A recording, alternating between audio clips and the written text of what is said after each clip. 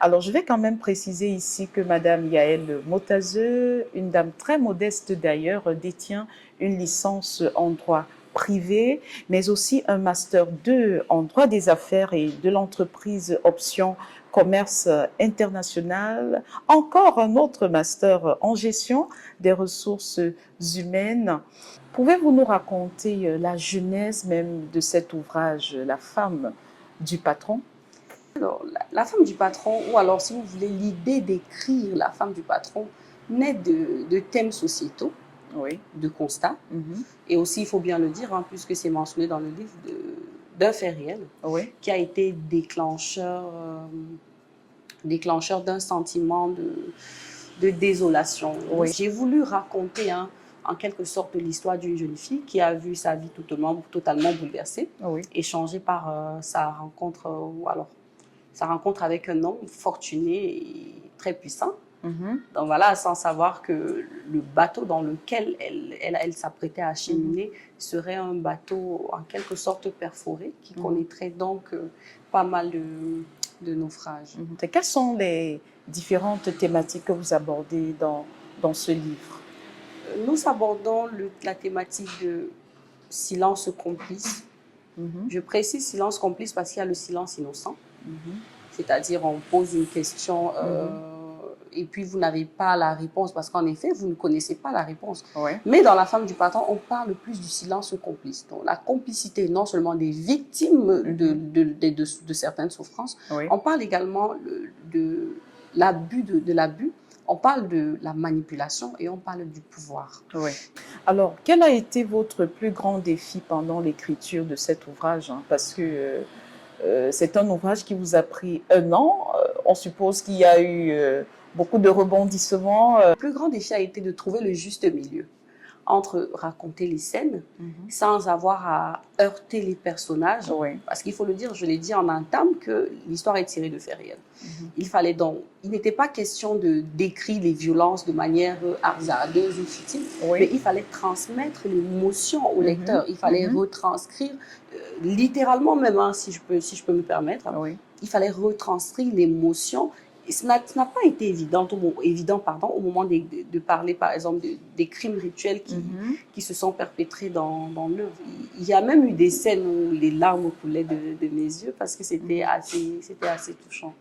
Alors, on l'a compris, hein, l'histoire de la femme du patron est tirée d'une histoire réelle. Julie, qui entretient une relation amoureuse avec son patron, son époux, qui devient plus tard son bourreau. Et le personnage qui vous a le plus donné du fil à retordre, je suppose que c'est Joseph. Hein? Non, c'est Julie par contre. Ah bon? Parce que Julie incarne le dilemme de certaines femmes prisonnières de vie dorée, prisonnières de luxe. Enfin, elle veut partir, elle ne peut pas à cause de la pression familiale qu'elle reçoit, de la pression de la société, du désir même de conserver son mariage. Et donc, il fallait jouer sur les deux positions, entre la position de l'écrivaine que j'étais et puis la position de Julie, la protagoniste. C'était pas vraiment évident. Alors, nous avons trié quelques questions qui vous ont été posées par vos lecteurs sur le volet. Il y a le docteur Albert Zeu, économiste de la santé au Cameroun, qui dit avant toute chose, êtes-vous féministe? C'est une question qu'il vous pose. La question revient très souvent. Je ne suis pas féministe au sens que l'on accorde de manière ponctuelle. Non, je ne suis pas féministe.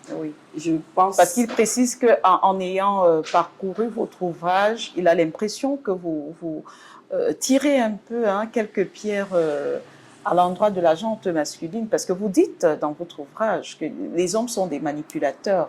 Joseph est un cas isolé que j'ai voulu étudier et que j'ai voulu mettre en œuvre. Donc, tous les hommes ne sont pas méchants. Je ne tire pas sur tous les hommes. Oui, parce que justement, pour poursuivre, le docteur Albert Zeu continue en disant que vous démontrez dans l'ouvrage que les hommes sont des manipulateurs. Alors, pour vous, les femmes ne le sont-elles pas? Il faut également préciser que n'est manipulateur que celui qui a en face, comment dirais-je, un pantin à manipuler. Oui. Donc, les femmes ne sont... On ne va pas dire que les femmes ne sont pas manipulatrices, mais en fait, si le docteur pense que les femmes sont manipulatrices, eh bien qu'il écrive l'œuvre Le mari de la patronne. Oui, on lira et puis on critiquera, en fait. Oui, parce que je pense que le docteur Albert veut dire que les femmes aussi ne sont pas complètement innocentes, parce que lorsqu'elles se lancent aussi dans certaines, ou alors lorsqu'elles se retrouvent dans certaines relations qui ne sont pas saines, elles en ont conscience aussi. C'est-à-dire qu'elles sont en partie aussi coupables quelque part. Elles sont en partie coupables, sauf tel que je l'ai dit dans La femme du patron, Julie est sous une pression familiale et puis une pression sociale qui empêche la prise de décision de manière prompte. Et puis le manipulateur, la force du manipulateur, c'est le compromis. On a un Joseph qui est toujours prêt à faire toutes sortes de compromis, qui est prêt à changer, mais sauf que le changement ne vient jamais. Donc, j'ai choisi d'étudier le cas de la manipulation des hommes. On attendra que le docteur étudie le cas de la manipulation des femmes. Alors d'accord, nous avons une deuxième question de M. Serge Olama, secrétaire national à la jeunesse auprès du PCRN au Cameroun. Il dit, qu'est-ce que vous pensez de l'institution du mariage par Dieu et pensez-vous avoir suffisamment respecté les règles qui ont été établies par Dieu dans le mariage? Alors, parce qu'on sait que Yael Motazeux encourage justement les femmes à sortir des relations ou alors des mariages toxiques. Yael n'est pas contre le mariage, bien au contraire. Yael essaie simplement d'attirer l'attention de la société sur les plaintes que posent les femmes dans leur foyer. Attirer la société parce que c'est la société qui porte un jugement péjoratif sur les femmes qui peut-être ne sont pas mariées ou alors sont divorcées. Déjà, la société considère le divorce comme étant un échec et pourtant ce n'est pas le cas. Et à cause de cette impression, de cette pression que met la société sur les femmes, elles se retrouvent enfermées dans ces cages dorées par peur de quitter, du regard extérieur. Donc, Yael n'est pas contre l'institution maritale. Au contraire, lors des conférences, je précise que la dépendance financière de la femme, ou alors l'indépendance financière de la femme, c'est le principal fondement, c'est ce sur quoi s'appuie une femme pour prendre des décisions. Pour son épanouissement.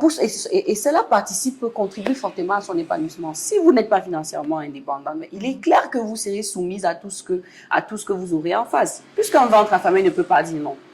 Un ventre affamé dit toujours oui. Un ventre affamé est d'accord avec tout. Donc, il est important que les femmes soient financièrement indépendantes et vraiment autonomes. Quel message vous souhaitez faire passer à toutes ces femmes qui nous regardent à cet instant, parce que je rappelle que la femme du patron aussi permet de dire tout haut plusieurs abus que subissent les femmes au quotidien et dont elles n'osent pas forcément en parler. Alors, aux femmes qui subissent les abus et les excès de pouvoir, je vous demanderai de partir et de recommencer. Si ça ne va pas partir, recommencer, parce que personne, comme l'a dit quelqu'un, personne ne fera l'expérience de la mort à votre place. Après avoir enchaîné des conférences dédicaces, vous étiez récemment dans la ville de Berthois et de Saint-Mélimar. Comment est-ce que les lecteurs ont reçu, ont fait connaissance de cet ouvrage-là? Alors, dans les conférences, il faut déjà le dire que nous ne parlons pas, je n'ai pas que parlé de la femme du patron, j'ai également parlé d'entrepreneuriat. Et j'ai donc été bluffée d'avoir dans la salle plusieurs étudiants, des femmes, des dames, des entrepreneurs même, qui sont venus essayer de partager, ou bien alors de participer au partage d'expériences que nous avons eues. Je dis nous parce que je n'étais pas seule, j'étais accompagnée du docteur Claudel Novissier. Donc, on a eu pas mal de personnes qui sont venues partager l'expérience avec nous et ça a été tellement enrichissant. Je voudrais également dire que j'ai été très émue de remarquer à quel point mon œuvre a pu toucher les gens, au point où plusieurs femmes dans la salle se retrouvaient dans l'histoire de Julie que je racontais dans l'œuvre. C'était vraiment magnifique. Et je tiens aussi à préciser quand même qu'il y a quelques mois seulement au Cameroun s'est tenu le forum africain des femmes entrepreneurs. Nous avons vu Madame Yael Motazeux également de ce côté auprès des femmes d'impact, pas seulement au Cameroun, mais aussi des femmes d'impact en Afrique. En effet. Une belle expérience. Très belle expérience. À travers le Forum africain de la femme entrepreneur, j'ai pu côtoyer son Excellence Madame Catherine Samba-Panza, Oui. l'ex-présidente de transition de la République centrafricaine. Nous avons évoqué plusieurs thèmes, notamment l'existence des barrières transfrontalières entre les pays africains. Comment est-ce que nous, femmes, pouvons arriver à briser ces barrières-là et à faciliter l'échange intra-africain. Alors, un conseil aux jeunes Camerounais qui souhaitent également se lancer dans l'écriture, hein, comme vous? Écrire, c'est avoir de l'audace. Écrire, c'est avoir du courage. Oui. Écrire, c'est porter une voix, c'est être la voix des sans-voix. Alors, n'ayez pas peur de la contradiction, n'ayez pas peur de dire clairement ce que vous pensez. Dans le respect, bien sûr, mais lancez-vous et puis soyez courageux. La femme du patron, c'est une œuvre qui interpelle la société afin de prendre en compte les plaintes des femmes. N'oubliez pas de prendre aussi vos marques hein, à travers sa vision et surtout sa détermination. Je voudrais déjà dire merci Agnès de m'avoir invitée sur votre plateau. Je remercie par la même occasion AS Média, votre média qui donne la possibilité aux jeunes hein, de s'exprimer. Au prochain numéro et surtout, n'oubliez pas de rester connecté à la prochaine conférence dédicace de la femme du patron à Yaoundé le 25 janvier 2025 et à Douala le 8 février 2025. Allez-y, faites-y un tour hein, pour soutenir cette jeune entrepreneure camerounaise d'ailleurs qui a une carrière qui est encore promettante. Hein. Mais je n'oublie pas de remercier le PDG de Isis Hotel au Cameroun pour son soutien indéfectible pour cette production. Nous allons dire au prochain numéro, au revoir.